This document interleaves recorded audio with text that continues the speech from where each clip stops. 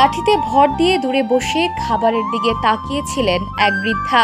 ক্ষুধার চোখে সেই তাকিয়ে থাকা মুহূর্তটুকুই কেঁপে তুলেছে অসংখ্য মানুষের হৃদয়। সামাজিক যোগাযোগ মাধ্যমে ছড়িয়ে পড়া এক ভিডিওতে দেখা যায় শতবর্ষী ওই বৃদ্ধার নিঃশব্দ কষ্ট, যার চোখ এড়ায়নি অভিনেতা ফারুক আহমেদের।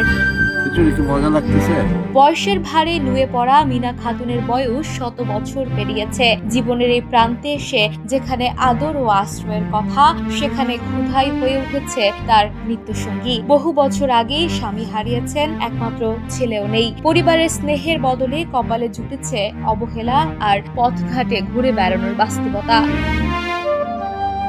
শুটিং এর ব্যস্ততার মাঝেই ফারুক আহমেদের চোখে পড়ে এই দৃশ্য। জীর্ণ পোশাকে নিঃশব্দে খাবারের দিকে তাকিয়ে থাকা বৃদ্ধাকে দেখে তিনি থেমে যান। গ্ল্যামার আর ক্যামেরার আলো ফেলে রেখে কাছে গিয়ে কথা বলেন তার সঙ্গে। তখনই জানতে পারেন অভাব আর ঘরের মানুষের নির্যাতনের কারণে তিনি আজ পথে পথে ঘুরছেন। বিষয়টি জানার পর আর দেরি করেননি অভিনেতা। নিজ উদ্যোগে মিনা খাতুনকে কাছে ডেকে এনে দুপুরের খাবারের ব্যবস্থা করেন। পরে সেই মুহূর্তের একটি ভিডিও সামাজিক যোগাযোগ মাধ্যমে শেয়ার করেন ফারুক আহমেদ।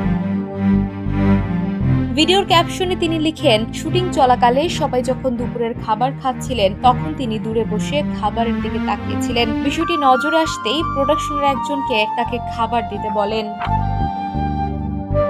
সেই কয়েক মিনিটের ঘটনাই যেন হয়ে উঠে সন্তানের স্নেহবঞ্চিত এক মায়ের জন্য সন্তানের স্পর্শের মতো। খাবার হাতে পেয়ে মিনা খাতুনের ক্লান্ত মুখে যে তৃপ্তির হাসি ফুটে উঠে তা চোখে জল এনে দেয় অনেকের।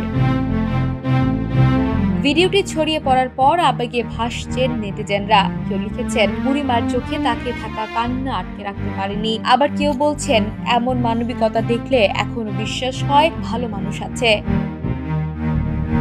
অসহায় মিনা খাতুনের মতো বহু মা যখন সমাজের অবহেলায় পথে পথে ঘুরে বেড়ান, তখন ফারুক আহমেদের মতো মানুষেরা মনে করিয়ে দেন সব অন্ধকারের মাঝেও মানবিকতার আলো এখনো নিভে যায়নি।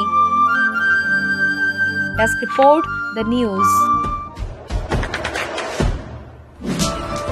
দেশে দেশে সবার সাথে, দ্য নিউজ।